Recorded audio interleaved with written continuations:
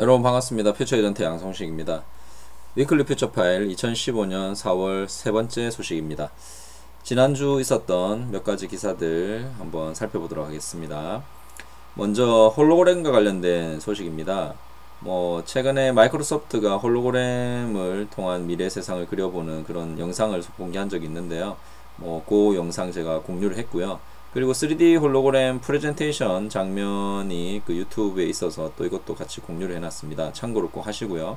그리고 지난주에 그 스페인 마드리드에서 홀로그램을 이용한 그 시위가 있었습니다. 그래서 여기 메인 화면에 제가 사진이 바로 그 홀로그램 시위 바로 그 사진입니다. 근데 이게 큰 또 하나의 계기가 될 수 있는 게 이번에 우리가 세월호 사건 때도 시위를 하면서 폭력과 그리고 여러가지 경찰과의 충돌이 있었는데 이제 이 그 사람이 꼭 나서지 않아도 이 홀로그램을 이용해서 우리가 항의도 할 수 있고 시민의 어떤 그 의견을 제시를 할 수도 있는 그런 시대가 되지 않았나. 그리고 우리가 외국에 가서 우리가 시위를 하고 싶은데 못 간다. 그러면 외국에다가 우리의 생각을 또 전달할 수 있는 바로 시위를 이 홀로그램을 이용해서 할 수도 있지 않을까 싶습니다. 그래서 이 홀로그램 시위가 이번에 실제 일어나면서 앞으로 이게 전 세계적으로 또 하나의 흐름이 될 수도 있지 않을까 그런 생각을 해봅니다. 어쨌든 이 홀로그램이 앞으로 어떻게 다양하게 쓰일 수 있는지 여러분 입장에서 한번 생각해 보실 필요가 있을 것 같아요. 자, 그리고 지난주에 국내에서 서울시에서 그 아파트를 지을 때 기부 체납을 하는데 도로나 공원을 보통 기부 체납을 하지만 이번에는 수직 농장을 기부 체납하는 사례가 나왔습니다. 이 수직 농장 흔히 버티컬 팜이라고 그러죠. 이 버티컬 팜은 도시형 수직 농장이라고 보시면 되는데 그 콜롬비아대 교수인 딕슨 데스포미어라는 분이 이 개념을 창시하신 분이고요. 이미 싱가포르 같은 곳에서는 그 버티컬 팜을 이용해서 도시형 수직 농장을 활용하고 있습니다. 그래서 국내에도 이제 처음으로 한번 시도를 해보는 것 같은데요. 앞으로 이런 사례가 계속 많이 나왔으면 좋겠습니다. 그래서 저는 이번 이 서울시의 행정 참 멋진 행정이 아니었나 그런 생각을 해봅니다. 자, 그리고 그 저출산고령화 관련해서 제가 지난주에 만든 영상인데요. 통계청에서 제공하는 인구 피라미드 그 그래프, 인포그래픽 그래프죠. 앞으로 그 해마다 매년 1년씩 지날 때마다 우리나라의 인구 피라미드가 어떻게 변형되는지 그 예측해주는 그런 그래프입니다. 그래서 우리가 흔히 그 저출산고령화에 대해서 말로만 이렇게 설명하면 잘 안 와닿죠. 근데 이 그래프를 보면 얼마나 앞으로 그 대한민국의 인구 구조가 심각해지는지 확실하게 보실 수가 있습니다. 그러면 우리가 지금 어떤 것을 해야 될지 여러분도 한번 느끼게 되실 거고요. 그래서 저는 이 자료를 좀 많이 활용해서 다양한 곳에서 이렇게 좀 전파를 했으면 좋겠습니다. 왜냐하면 솔직히 저출산고령화 얘기는 많이 하지만 이걸 그렇게 심각하게 생각하지 않는 것 같아요, 사람들이. 그래서 저출산고령화가 왜 지금 심각한 문제고 우리가 대한민국의 어떤 미래가 달린 문제인지 한번 이 그래프를 이용해서 설명을 해주시면 좋지 않을까 싶습니다.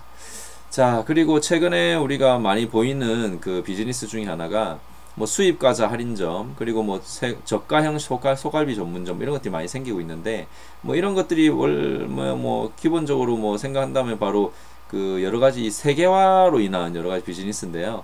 FTA가 계속 진행이 되다 보니까 외국의 상품들이 이제는 값싸게 많이 들어오고 있습니다. 그래서 앞으로 이런 수입 상품을 활용한 여러가지 비즈니스 또 고민을 해봐야 될 것 같고요.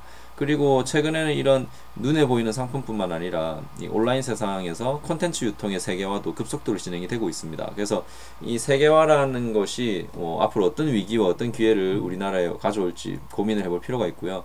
작년에 시사기획창에서 방영했던 다큐멘터리 중에 세계화 20년 1부 2부 공유를 해놨으니까요. 참고로 하셔서 좀 보시면 좋을 것 같습니다. 자, 그리고 인공지능과 관련된 최근에 인공지능 머신러닝 요거에 대해서 저는 계속 관심을 가지고 보고 있는데 지난주에 제가 봤던 영상 중에 강연 중에 세바시 강연입니다. 삼성전자 직원분이 나오셔서 기계가 인간의 마음을 이해한다라는 주제로 강의를 하셨는데 저는 여기서 그냥 느낀 거는 기계는 앞으로 계속 엄청난 데이터를 이용해서 학습을 하게 될 겁니다. 그리고 인공지능은 계속 진화를 하겠죠. 근데 인간은 그러면 과연 앞으로 어떻게 할 것인가? 인간은 이렇게 그 기계처럼 엄청난 데이터를 짧은 시간에 이거를 학습을 하는 능력은 불가능합니다. 그러면 결국 그런 능력은 인공지능이 더 잘할 수 있겠죠. 그러면 인간이 해야 되는 것은 그 기계가 파악하지 못하는 여러 가지 변수, 그리고 오프라인에서 일어날 수 있는 맥락, 상황, 이런 거를 파악하는 능력을 인간이 해야 될 텐데, 문제는 그런 것까지도 이제는 사물 인터넷 시대가 되면 여러 가지 그런 주변의 상황의 맥락까지도 데이터를 통해서 인공지능이 읽을 수도 있을 거란 얘기입니다. 그렇다면 마지막 남은 거는 인간이 해야 될 거는 무엇인가? 바로 어떻게 보면 데이터를 통한 분석, 데이터를 통한 맥락 파악까지는 기계가 하더라도 그걸 통해서 우리가 인사이트를 얻어서 미래에 대한 상상, 새로운 상상, 그리고 가설, 흔히 가추사고라 그러죠. 가설을 세우고 추론을 하는 그런 거는 인간이 우리가 해야 되지 않을까. 기계는 그것까지는 하지 못할 거라고 저는 생각합니다. 뭐 어떻게 될지 모르겠지만 어쨌든 앞으로 이 인공지능을 계속 우리가 바라보면서 인간이 과연 할 수 있는 거, 인간이 마지막까지 우리가 쥐고 있을 수 있는 역할은 무엇인지 끊임없이 고민해 볼 필요가 있지 않을까 싶습니다. 자, 그리고 차이나 소식인데요. 뭐 중국에 대한 소식 계속 이렇게 요즘 많이 나오죠. 뭐 최근에 이 시진핑의 흔히 그 제갈량이라고 하는 시진핑의 브레인이죠.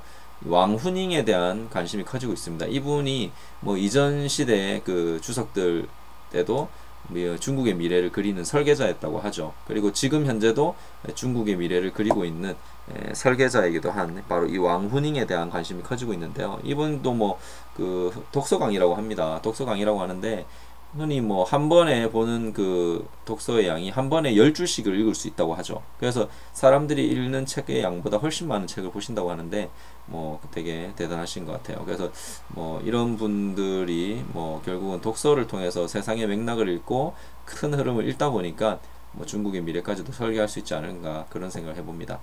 그리고 중국이 최근에 베이징에서 6월 1일부터 엄격한 금연 조례 시행을 하겠다고 발표를 했고요. 그리고 증권계좌 1인 1개 제한을 풀어서 20개까지 허용한다는 그런 또 기사가 났습니다. 뭐 이런 정책이 바뀌면서 미래가 또 바뀌니까요. 이런 정책은 잘 살펴볼 필요가 있겠죠. 자, 그리고 지난주에 제가 봤던 그 새로운 신작 도서인데요. 일본계 물리학자인 미치오 카쿠의 마음의 미래라는 책입니다. 물리학자인 미치오 카쿠가 뇌과학에 관심을 가지고 이거 같이 바라보면서 뇌과학의 현재 상황과 그리고 앞으로 미래까지도 그린 그런 책이라고 보시면 될 것 같은데요.